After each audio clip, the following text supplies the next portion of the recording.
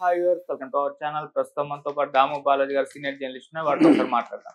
Sir నమస్కారం. Sir నమస్తే. Sir పోసానికి అన్ని కేసుల్లో కూడా బెయిల్ వచ్చేసింది, వాళ్ళ బయటకు వచ్చేస్తారు అని చెప్పేసి అందరూ కూడా అనుకున్నారు. కాకపోతే ఆయన విడుదలకి ఇప్పుడు బ్రేక్ పడింది, మరో పీర్రీ వేరెంట్ కూడా ఆయన మీద ఇష్యూ అయిపోయిందని చెప్పేసి కూడా వార్తలు వినిపిస్తున్నాయి. ఈ రకంగా పోసాన్ని బెయిల్ మీద బయటకు రాకుండా లోకేష్ గారు ఫుట్బాల్ ఆడుకుంటున్నారు పోసాన్తో అని చెప్పేసి కూడా చాలా మంది మాట్లాడుకుంటున్నారు. అసలు ఏం జరుగుతుంది పోసాని విషయంలో, మరి ఇప్పుడు ఏం జరిగింది సార్, మీరేం చెప్తారు? పోసాని విషయంలో లోకేష్ అండ్ పవన్ కళ్యాణ్ ఇద్దరు కూడా సీరియస్ గా ఉన్నారు. ఎందుకంటే ఎక్కువగా పోసాని తిట్టింది పవన్ కళ్యాణ్ నెంబర్ 1.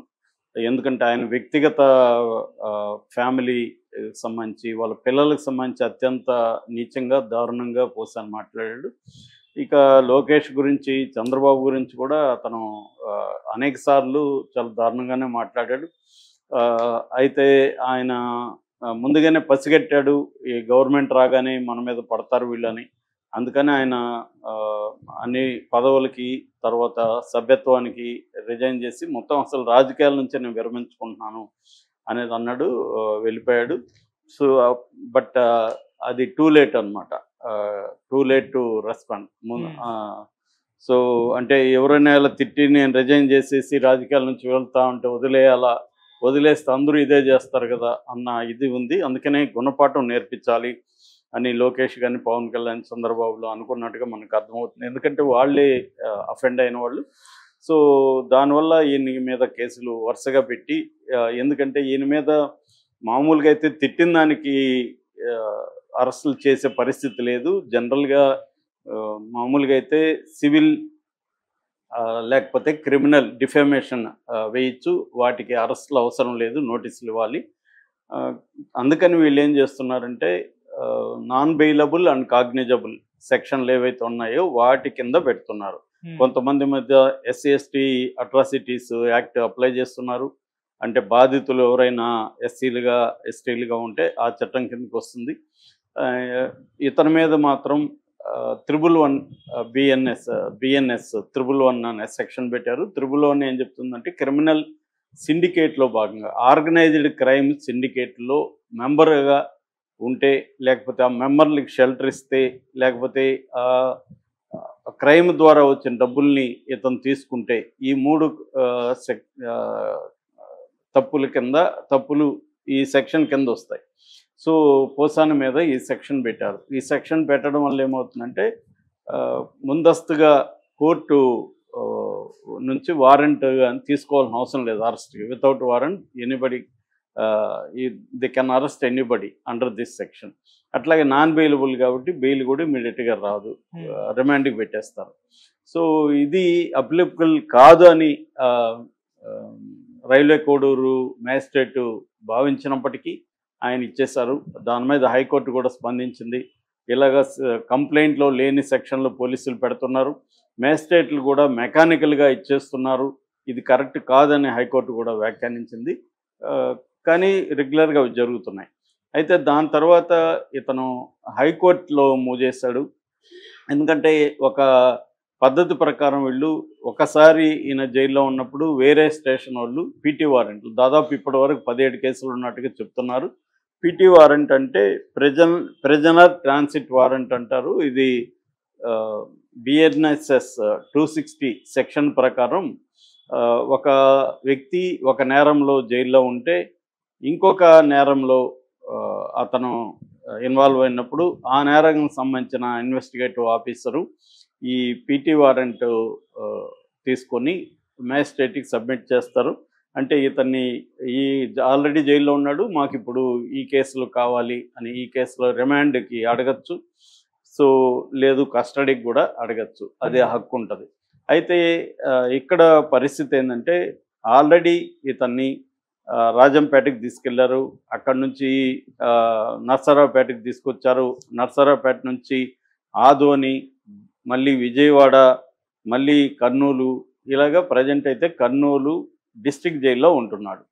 సో రీసెంట్గా JFCM కర్నూలు, JFCM అంటే జ్యుడిషియల్ ఫస్ట్ క్లాస్ మెజిస్ట్రేట్, ఇది సెకండ్ లోయెస్ట్ క్రిమినల్ కోర్ట్ అనమాట.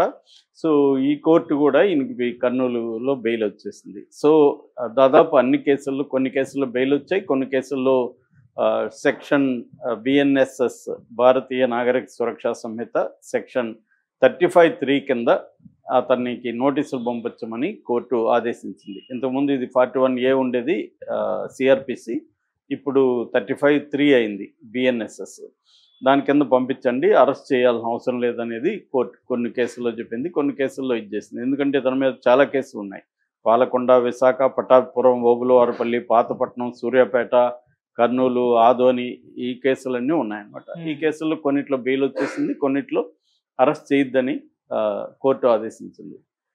సో ఈ నేపథ్యంలో ఈరోజు ఆయన బెయిల్ మీద బయటకు వస్తాడు అనుకుంటున్న నేపథ్యంలో సడన్గా గుంటూరు నుంచి సిఐడి వాళ్ళు పీటీ వారెంట్ తీసుకొని కర్నూలులో ఈరోజు వేస్తున్నారు. సో దాని మీద విచారిస్తుంది.